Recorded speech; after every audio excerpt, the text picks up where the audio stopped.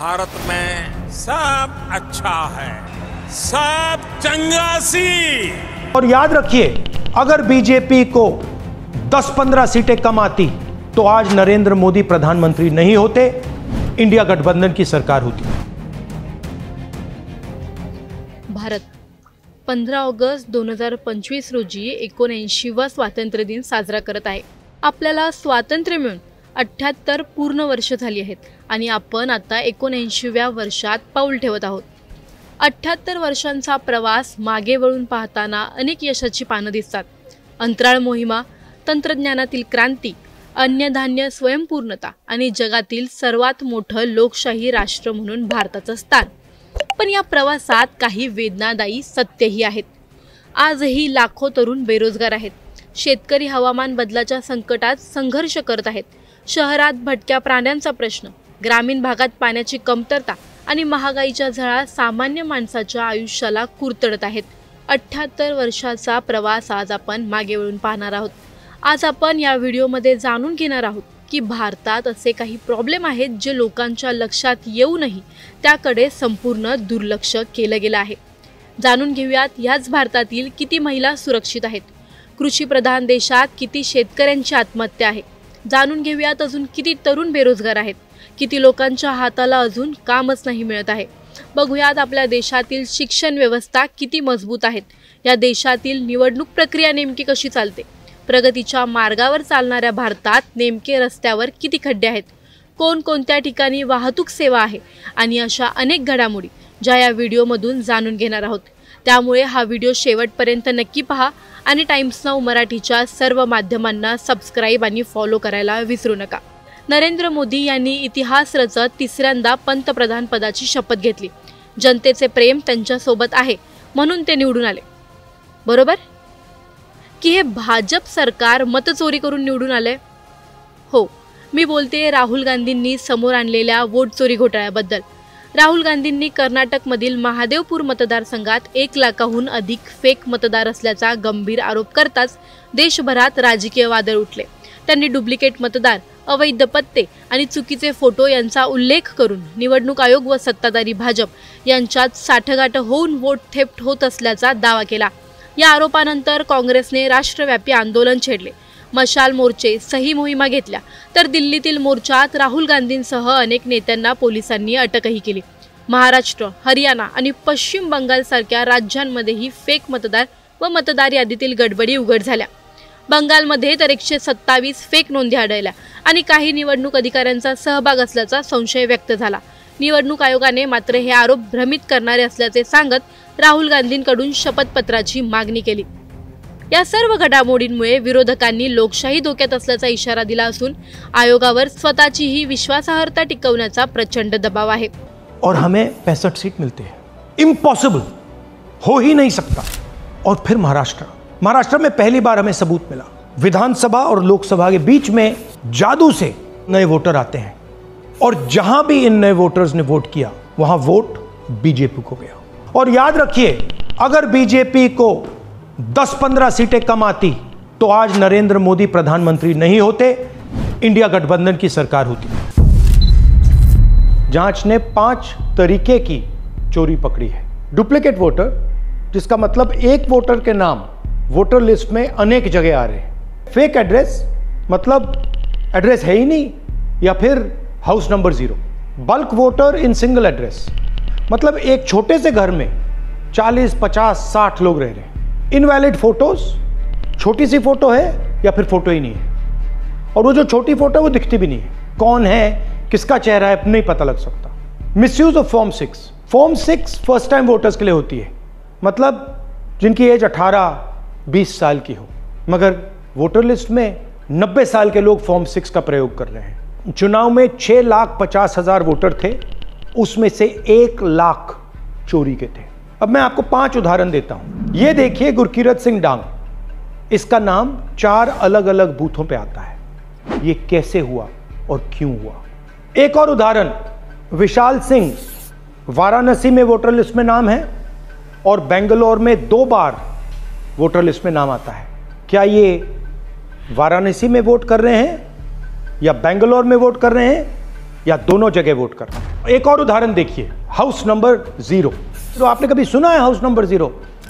हमने तो नहीं सुना था, मगर बेंगलोर में हजारों हाउस नंबर 0 हैं वोटर लिस्ट पे। हाउस नंबर 35 की कहानी सुनिए। छोटा सा घर है, ज्यादा से ज्यादा 4 लोग रह सकते हैं, मगर इस 35 में 80 लोग वोटर लिस्ट में रजिस्टर्ड है। ये ERO ने कैसे अप्रूव किया, क्यों अप्रूव किया, पता लगाना है। अच्छा, अब ये देखिए वोटर लिस्ट, इनकी फोटो देखिए, या फोटो है ही नहीं, या फिर छोटी छोटी फोटो है जो दिख नहीं सकती। इन वोटर आईडीज पे वोट दिया गया है। अब मैं आपको बताता हूं शकुन रानी की कहानी। फर्स्ट टाइम वोटर बनी है, 70 साल की आयु है। एक बार फॉर्म 6 का प्रयोग किया और उसके कुछ ही महीने बाद दूसरी बार फॉर्म 6 का प्रयोग होता है। 2 बार इनका नाम वोटर लिस्ट में आता है और फर्स्ट टाइम वोटर की लिस्ट में आता है। ये फर्स्ट टाइम वोटर हो ही नहीं सकती। तो क्या शकुन रानी जी ने वोट किया या किसी और ने शकुन रानी जी के लिए वोट किया? ये ही छुपाने के लिए CCTV का डेटा हमें नहीं दिया जा रहा है।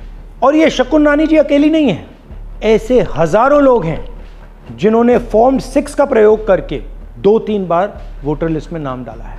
हमने पहले इलेक्शन कमीशन से इलेक्ट्रॉनिक वोटर लिस्ट मांगी थी, CCTV फुटेज मांगी थी। उन्होंने अपना काम नहीं किया, हमें नहीं दिया। फिर हमने अपना इन्वेस्टिगेशन कराया, RTI भरे और हमारे पास डेटा आया। भाई और बहनों, सच्चाई ये है कि हिंदुस्तान में इलेक्शन कमीशन और बीजेपी मिलकर इलेक्शन चोरी कर रहे हैं। ये पूरा का पूरा सबूत ब्लैक एंड व्हाइट में आज हमने आपको दिया है। इलेक्शन कमीशन जानता है कि हमने उनकी चोरी पकड़ ली है, इसीलिए SIR आया है। ये SIR जो है इंस्टीट्यूशनलाइज चोरी है। इलेक्शन कमीशन खुलकर बिना डरे बीजेपी के साथ मिलकर चोरी कर रहा है। और ये जो SIR है, इसका लक्ष्य गरीबों का जो हक है, उनका वोट जो है, उनसे चोरी करने का है।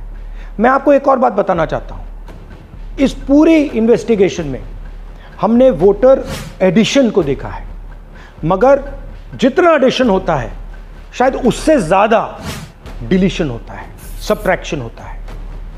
तो ये सिर्फ एक मेन तरीका हमने पकड़ा है, दूसरे तरीके पे हमने इन्वेस्टिगेशन की ही नहीं है। मैं इलेक्शन कमीशन और इलेक्शन के ऑफिसर्स को साफ कह रहा हूं, आप जो कर रहे हो गलत कर रहे हो, ये ट्रीजन है, देश के खिलाफ है।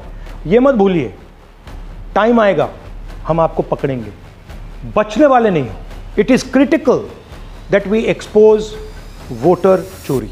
राहुल गांधींनी नेमके काय खुलासे केलेत जाणून घ्या। पण आता या देशात अशी अनेक लोक आहेत ज्यांना आपलं मत कोणाला गेलंय कोणाला नाही गेलंय ह्याच्याशी काही देणं घेणंच नाहीये। त्यांना रस्त्यावरती किती कुत्रे मोकाट आहेत, त्यांच्यावर काय कारवाई होत आहे या गोष्टींशी फरक पडतोय। श्वानप्रेमी त्यांच्यासाठी मोर्चा काढतात, पण असे अनेक मानवी सैतानही रस्त्यावर मोकाट फिरतायत जे रात्रीच्या वेळी समोर आलेल्या स्त्रीच्या शरीराचे लचके तोडतात। एकटी स्त्री त्यांना जबाबदारी नाही तर एक संधी वाटते। त्या गोष्टीसाठी फक्त 2-3 दिवस मोर्चे आणि त्यानंतर पुन्हा कोणती तरी नवी घटना होण्याची वाट पाहतात। आपल्या देशात दिल्लीमध्ये पहिल्या 6 महिन्यात म्हणजेच जानेवारी ते जून 2025 मध्ये रेप आणि पॉक्सो अंतर्गत 932 प्रकरणं नोंदवली गेली आहेत। राज्य दर राज्य दृष्टिकोनातून राजस्थानमध्ये जानेवारी ते जून 2024 या कालावधीत रेप संबंधित प्रकरणे सुमारे 8% ने वाढली आहेत। यामध्ये रेप ऑफ अडल्ट्स 2758 आणि रेप ऑफ मायनर गर्ल्स 794 इतक्या नोंदी आहेत। कोलकातातील डॉक्टरवर झालेला बलात्कार आणि हत्या, बंगालमधील कामडुनी गँगरेप आणि हत्या, बदलापूर शाळेत 2-4 वर्षांच्या मुलींचे लैंगिक शोषण अशा अनेक केसेस आहेत। पण सरकारच्या मते लाडक्या बहिणींना 1500 रुपये दिले म्हणजे त्यांच्यासाठी सर्व जबाबदाऱ्या पार पडल्या। स्वतःच्या पायावर सक्षम उभ्या राहाव्यात म्हणून स्त्रियांना केल्या जाणाऱ्या मदतीत स्त्रियांना सुरक्षित समाज देण्यात बहुतेक कुठेतरी कमी पडतंय का सरकार, ह्याचा त्यांनी विचार नक्कीच करायला हवा। जून 2025 पर्यंत भारताचा अधिकृत बेरोजगारी दर 5.6% असल्याचे सरकारी आकडे सांगतात, ज्यात शहरी बेरोजगारी 7.1% आणि ग्रामीण 4.9% आहे। परंतु स्वतंत्र सर्वेक्षणे आणि अर्थतज्ञांच्या मते प्रत्यक्ष बेरोजगारी 8 ते 35% असू शकते। युवकांमध्ये ही समस्या अधिक गंभीर असून शहरी तरुणांचा बेरोजगारी दर 18.8% आणि ग्रामीण तरुणांचा 13.8% आहे. म्हणजे रोजगार निर्मितीपेक्षा नोकरी शोधणाऱ्यांची संख्या वेगाने वाढते आहे. आकडेवारीतील पद्धतशीर त्रुटी जसे की अल्पकाळ किंवा अपुरी कमाई असलेले कामही रोजगारात मोजणे यामुळे वास्तव लपवले जाते. बिहार सारख्या काही राज्यांमध्ये बेरोजगारी दर घटला असला तरी देशभरात शहरीकरण, कौशल्यांच्या अभावामुळे उद्योग क्षेत्र आणि सेवा क्षेत्रात योग्य नोकऱ्यांची टंचाई कायम आहे. बेरोजगारी असेल तर मुलांचे, विद्यार्थ्यांचे शिक्षण किती वाया जात आहे. आपल्या मुलांना उच्च शिक्षण मिळावं म्हणून पालक किती कष्ट करतात, पण या शिक्षण व्यवस्थेतच किती कमी आहे हे बघा. जगदीप धनकड तर म्हणतात की परदेशात जाऊन शिक्षण घेण्याचा नवीनच रोग आला आहे. पण धनकड यांचं घरच या आजाराचा शिकार बनला आहे. त्यांची मुलगी कामना धनकड यांचं शिक्षण अमेरिकेमध्ये स्थित बीवीर कॉलेजमध्ये झाले आहे. त्याचबरोबर कामना यांनी UK, इटली आणि ऑस्ट्रेलिया यांसारख्या विविध देशांमध्ये समर कोर्सेस केलेले आहेत. शिवाय UKतील गोल्डस्मिथ युनिव्हर्सिटीमध्ये फोटोग्राफीचा अभ्यासक्रम देखील त्यांनी करून केलेला आहे. त्या भारतात मुळात शिक्षणच का घेतील? इथली शिक्षण व्यवस्था कशी आहे ते बघा. 2025 मध्ये घेतल्या गेलेल्या SSC सिलेक्शन पोस्ट फेज 13 परीक्षेत 24 जुलै ते 1 ऑगस्ट सुधारित वेंडर इड्युक्विटी करिअर टेक्नॉलॉजीजने अनेक केंद्रांवर तांत्रिक अडचणी, सेंटर चुकीचे वाटप आणि व्यवस्था अपयशाच्या आरोपाला समोर आणले. परीक्षार्थींना दूरच्या आणि अशक्त केंद्रांमध्ये पाठविल्याने काहींना महाराष्ट्राच्या लातूरमध्ये चुकीचा पेपर देण्यात आला, तर इंदोरमध्ये तांत्रिक बिघाडामुळे अभ्यासकांना तासनतास बंदीव ठेवण्यात आलं. काही ठिकाणी स्टाफने मारहाणी देखील केली. आपल्या देशात इंग्लिश बोलणाऱ्या माणसांना लाज वाटेल, एक दिवस असा येईल असं स्टेटमेंट अमित शाह यांनी दिलं होतं. आणि हे दिवस येणार कधी जर का भारताचं एज्युकेशन सिस्टम असं आहे तर? चला, हे तर खूप मोठे मोठे घोटाळे झालेत. नॉर्मली मुलं ज्या शाळेत शिकतात त्या शाळेची एकदा अवस्था पहा. ही मुलं शाळेत पोहोचतात कसे ते तरी पहा. या शाळेंपर्यंत जाणाऱ्या रस्त्यांची अवस्था, भारतातील रस्ते जे मोदींच्या मते स्पेस टेक्नॉलॉजी वापरून तयार केले आहेत ते एकदा बघाच. हे तेच भारताचे रस्ते आहेत जे आपल्याला प्रगतीकडे नेत आहेत नेत्यांच्या मते. या कृषी प्रधान देशात शेतकऱ्यांनी जीव गमावले तरीही काही त्यांना न्याय मिळाला नाही, कारण त्यांचे कृषी मंत्री रमी खेळण्यात व्यस्त असतात आणि त्यांच्यावर कारवाई काय होते तर त्यांचं फक्त खातं बदललं जातं. महाराष्ट्रातील मराठवाडा विभागात 1 जानेवारी ते 31 मार्च 2025 या काळात 269 शेतकऱ्यांनी आत्महत्याचे म्हणजेच मागील वर्षांपेक्षा 65 घटना अधिक नोंदवल्या गेल्या आहेत. हे मागील वर्षाच्या कालावधीतील 430 प्रकरणांपेक्षा सुमारे 20% जास्त आहे. हा आहे आपला भारत, मोदींच्या नजरेतील स्मार्ट सिटी, जिथे राहण्यासाठी लोक 5% ते 30% पर्यंत टॅक्स भरतात आणि त्यांना मिळतात ह्या सर्व सोयी. घोटाळे, प्रदूषित हवा आणि रस्त्यांवरचे खड्डे, सरकारकडून केली जाणारी फसवणूक. सरकारी आकडेवारीनुसार 2024 मध्ये भारतातून 2,06,378 लोकांनी स्वइच्छेने नागरिकत्व सोडले. संसदीय लोकसभेत परराष्ट्र राज्यमंत्री कीर्तिवर्धन सिंह यांनी हा डेटा दिला आहे. या आकडेवारीने दर्शवले आहे की 2019 पासून प्रत्येक वर्ष सुमारे 1.5 लाख ते 2.25 लाख लोक स्वइच्छेने भारतीय नागरिकत्व सोडत आहेत. मग काय फायदा आहे अशा स्वातंत्र्याचा जे मिळवण्यासाठी लोकांनी प्राणांची आहुती दिली, स्वतःचं रक्त सांडलं. आज आपण भारत म्हणून 78 वर्षांचं स्वातंत्र्य साजरं करत आहोत. ध्वज फडकवताना तिरंगा पाहून अभिमानाने डोळे भरून येतात, पण मनात एक कडू प्रश्न उभा राहतो, आपण खरंच स्वातंत्र्य मिळवलंय का? 1947 मध्ये आपण परकीय सत्तेतून मुक्त झालो, पण आज आपल्या देशातील वास्तव वेगळं चित्र दाखवतं. शहर असो वा खेडे, बेरोजगारीने तरुणाईंची स्वप्न चिरडली आहेत. नोकऱ्यांची कमतरता, भरती परीक्षांमधील घोटाळे, भ्रष्टाचारामुळे लाखो विद्यार्थी मानसिक आणि आर्थिक त्रास सहन करत आहेत. शेतकरी अजूनही कर्जबाजारीपणाने त्रस्त होऊन आत्महत्या करत आहेत. त्यांच्या शेतात पिकलेले धान्य बाजारात योग्य किमतीला विकता न आल्याने त्यांचा संसार उद्ध्वस्त होतो. महिला सुरक्षेची स्थितीही गंभीर आहे. दररोज बलात्कार, छेडछाड आणि हिंसेच्या बातम्या समोर येतात, ज्यामुळे नारी सन्मान हा फक्त भाषणातील शब्द राहिला आहे.